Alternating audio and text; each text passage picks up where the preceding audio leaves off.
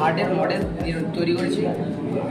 এখানে আমরা এখানে আমরা ব্লু রং দিয়ে CO2 যুক্ত রক্তকে দেখিয়েছি এবং এখানে রেড রং দিয়ে আমরা অরেঞ্জ O2 যুক্ত রক্তকে ইন্ডিকেট করেছি। এখানে সংবহনটা কেমন করে হচ্ছে সেটা আমরা ভালোভাবে দেখাচ্ছি। এটা হলো ইন্টারনাল ভেনা কাভা বা নিম্ন মহাশিরা।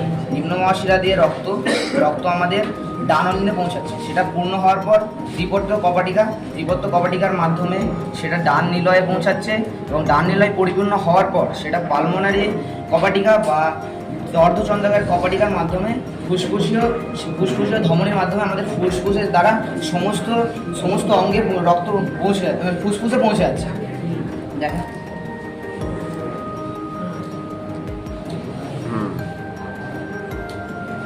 বাহ,